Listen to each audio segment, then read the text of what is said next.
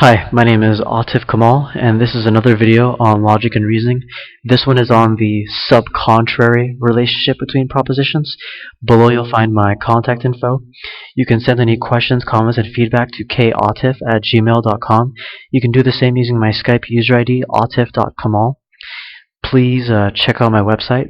There you'll find other videos I've made on logic and reasoning, as well as supplementary exercises. There's a forum to leave questions and comments for me and the viewers. There is a link to a chat room to discuss content live, either while or while not watching the videos. There's information on when I'm available to discuss content live, and also there's information on how you can earn certificates. Okay. Now I'm going to move on to how to why it's important to know how to identify and formulate propositions with a subcontrary relationship. To illustrate the value of knowing how to identify and formulate propositions with a subcontrary relationship, I'm going to refer back to a recent experience. Yesterday, I went to the gym in the morning, as I do every morning. As I was about to leave, I saw a friend there that I don't normally see, so I went over to go talk to him, and one of the things that we talked about was how he feels like he's not able to quit smoking. He's tried, but he can't help but smoke like a pack a day. He also mentioned how he knows people that even after a couple decades go back to smoking.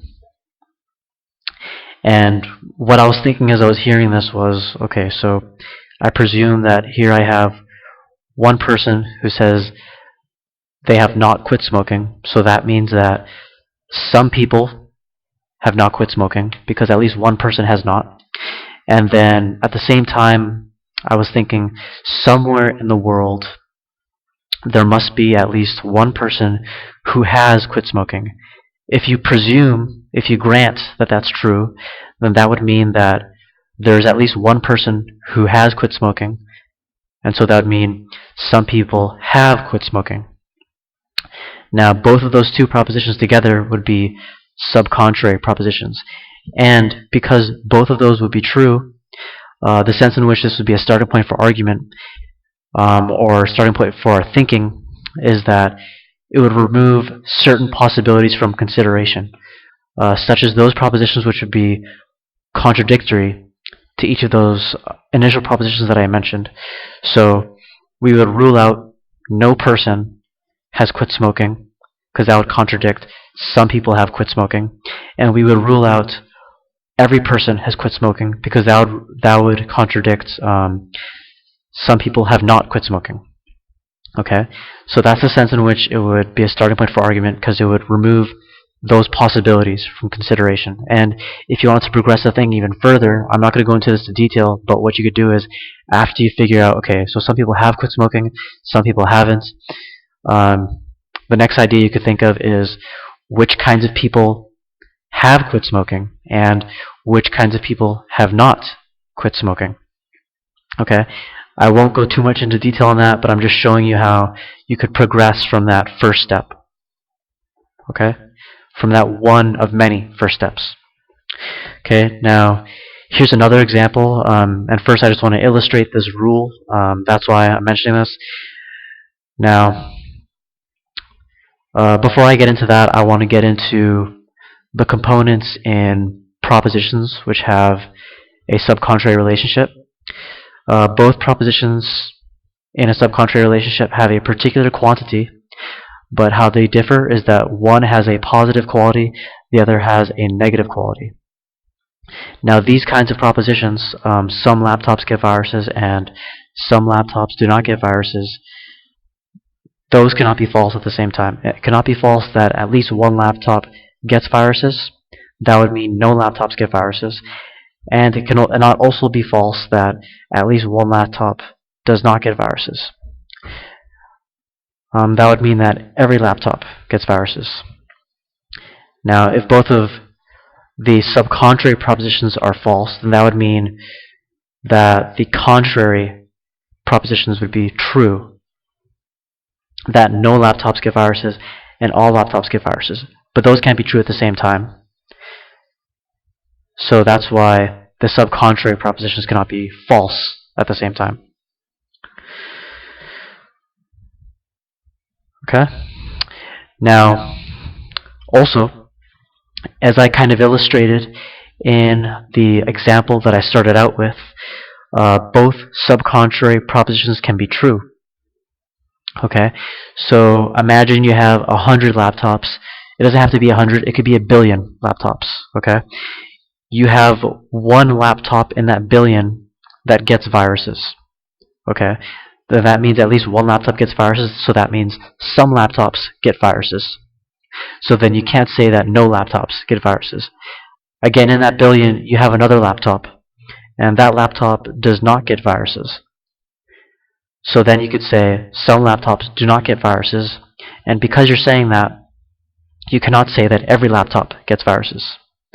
But basically, if you just have one laptop that gets viruses, and you have another laptop that does not get viruses, you can say both of those subcontrary propositions at the same time with no problem of logical incompatibility. Okay, and this is just to illustrate what I was mentioning before.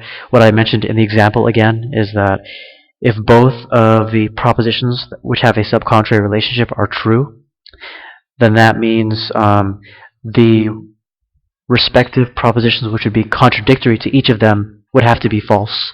So if some laptops get viruses is true, then no laptops get viruses has to be false. And at the same time, if some laptops do not get viruses is true, then all laptops get viruses must be false as well. Okay? Now here is an example for you to do on your own. I want you to do two things. I want you to first make both the subcontrary propositions from this one.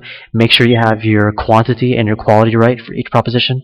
Then after you do that, I want you to presume that both of those propositions with a subcontrary relationship are true, and I want you to say which propositions are false based on the presumption that those are both true. Both of the subcontrary propositions are true. Okay, I'll give you a moment to work on that. If you need more time, you can pause the video. Otherwise, I will move on to the answers right now. Okay, so again, let's say you have 1 billion teenagers, and one of them has acne, and another one does not have acne. Then, because both of those propositions with a subcontrary relationship would be true, then no teenagers have acne would be false, since it would be true that some teenagers have acne. And all teenagers have acne would be false, because it would be true that some teenagers do not have acne. Okay? Now, if you would like to get more practice, again, using the propositions that you formulated from the propositions components video, identify those two propositions which have a subcontrary relationship, link them, and write subcontrary above that link. Okay? And what you can do further is presume that those propositions which have a subcontrary relationship are true, and then state which propositions would have to be false based on that presumption. Okay. Now next up I will talk about conjunctive propositions. The reason why I will talk about conjunctive propositions is because sometimes a predicate or more than one predicate is affirmed or denied of a subject, and sometimes you can affirm a single predicate of more than one subject. So I'll talk about how to formulate those and how to refute those kinds of propositions next time in greater detail. Alright, thank you.